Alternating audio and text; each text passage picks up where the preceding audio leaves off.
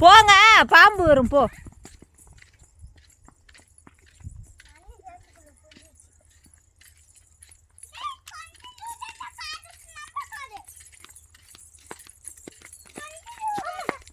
சஷ்வின் வா.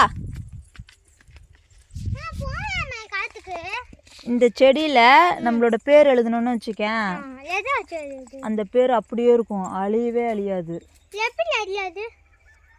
அப்படியே இருக்கும், மழை பெஞ்சாலும் வெயில் அடித்தாலும் அப்படியே இருக்கும்.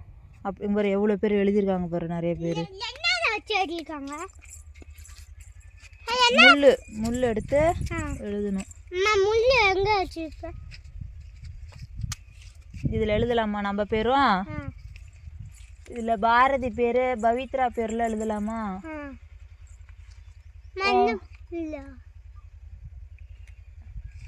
இதை வச்சு தான் எழுதிருக்காங்களா?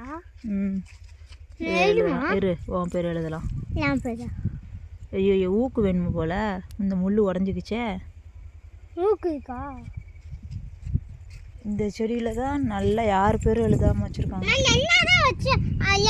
பெரிய முள் இங்கே இருக்கு பாரு, இந்த முள்ளை உடச்சி வெட்டி போட்டுட்டாங்கன்னா காஞ்சி போயிடும், வெட்டாமல் இருந்தாங்கன்னா அப்படியே இருக்கும். நம்ம அடுத்த வருஷம் வந்தால் கூட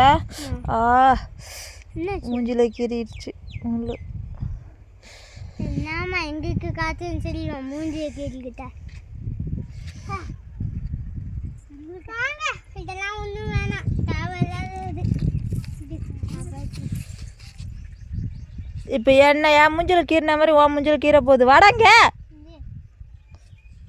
நான் போகிறேன்டா, அங்கேருந்து வரப்போகுது குட்டி பாம்பு.